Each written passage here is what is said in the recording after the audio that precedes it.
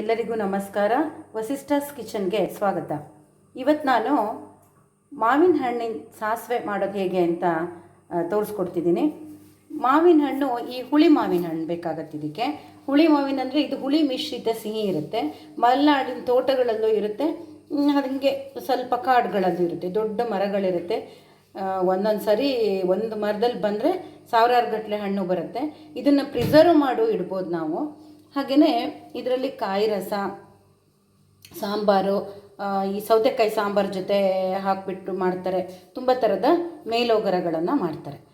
ಇವತ್ತು ನಾವು ಏನೇನು ಇಂಗ್ರೀಡಿಯೆಂಟ್ಸ್ ಬೇಕು ಸಾಸಿವೆಗೆ ಅಂತ ನೋಡೋಣ.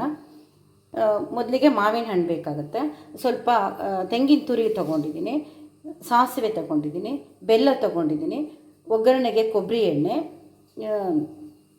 ಕರಿಬೇವಿನ ಎಲೆ ಮತ್ತು ಮೆಣಸಿನಕಾಯಿಗಳನ್ನು ತೊಗೊಂಡಿದ್ದೀನಿ. ಜೀರಿಗೆ ಮೆಣಸು ತೊಗೋಬೋದು ಅಥವಾ ಮೆಣಸಿನಕಾಯಿನೂ ತೊಗೋಬೋದು.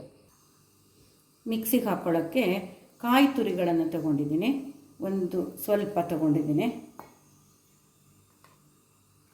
ಸಾಸಿವೆ ಒಂದು ಅರ್ಧ ಸ್ಪೂನಷ್ಟು ತೊಗೊಂಡಿದ್ದೀನಿ. ಮೆಣಸಿನಕಾಯಿ ತೊಗೊಂಡಿದ್ದೀನಿ.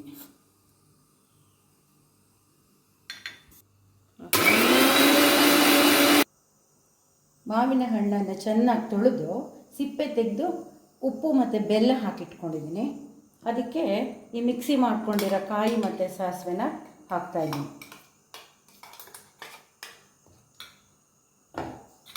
ಕನ್ಸಿಸ್ಟೆನ್ಸಿ ನೋಡಿ ನಮ್ಗೆ ಎಷ್ಟು ನೀರು ಬೇಕೋ ಅಷ್ಟು ಹಾಕ್ಕೋಬೋದು.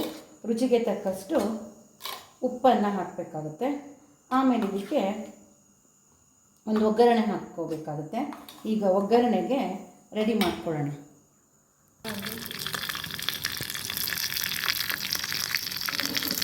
ಒಗ್ಗರಣೆ ಆಗಿದೆ. ಇದನ್ನು ರೆಡಿ ಮಾಡ್ಕೊಂಡಿರೋ ಸಾಸಿವೆ ಹಾಕಿದ್ರೆ ಮಾವಿನ ಹಣ್ಣಿನ ಸಾಸಿವೆ ರೆಡಿ ಆಗುತ್ತೆ.